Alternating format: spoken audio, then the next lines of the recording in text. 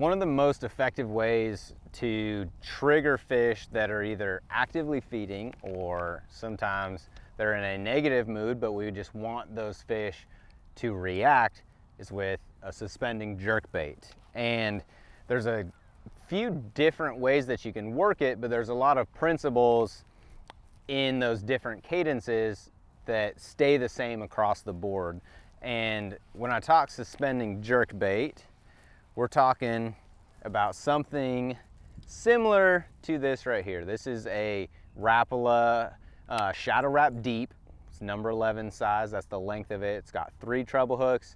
That deep is that longer bill, and what this bait is gonna do is it's gonna go down there and it's gonna hunt side to side, and that's what we want. As this bait slashes forward, that bill's gonna catch the water, move side to side, and it's gonna turn and go the other way, have a little bit of shimmy. That flash is real important in that bait, and what that does is that triggers a fish's brain, the way that it's wired, to take advantage, take the opportunity that they see when that bait comes by, because they are wired to either bite a fish that is fleeing, trying to get away, that creates a reaction, or something that is dying and is an easy meal.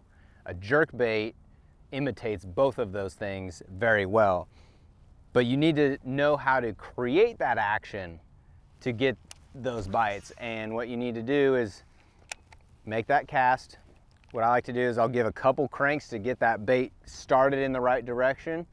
If your jerkbait has a magnetic transfer system, you want to get that ball rolling forward, and then you want a little bit of slack in your line, and we're going to jerk and use our wrist. You notice how that rod tip, or the butt of the rod, comes above my forearm and then drops back down and back up. What I'm doing there is I'm throwing the line back at that bait. So as I slash, I throw my rod tip forward, slash it forward again, and I'm throwing that line back, and that gives it the slack to allow that bait to go sideways. If you're just straight pulling, that bait is just darting forward like this. You're not getting that side to side action. You're not gonna get as many bites that way. So it's really important when you slash that rod forward that you allow that slack, and you do that by throwing the tip of that rod back at it just a little bit, right? So it's all in our wrist. That's why we call it slashing. Okay, so make another cast, slash, slash, slash, slash. Now what determines the cadence is the conditions that we're in. So a general rule of thumb is when you have cooler water temperatures, you want a longer pause in between those slashes. So it may be jerk, jerk, and then we may pause. And it may be up to 10 seconds, sometimes 15 seconds to get that fish to bite. Now, we have electronics now, things like our Humminbird Mega Live, that allow us to actually see our bait, see if a fish is tracking it, and you're able to change your cadence to get that fish to bite.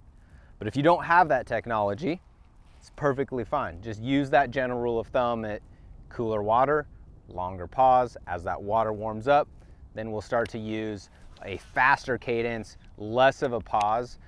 My go-to is typically a jerk, jerk, pause, jerk, jerk, pause, jerk, jerk, pause.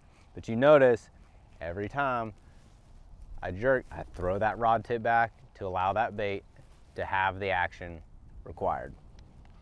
So keep that in mind. Next time you're throwing a suspending jerkbait, make sure you give it just enough slack. You want a little bit of slack when you jerk and slack when you throw it back.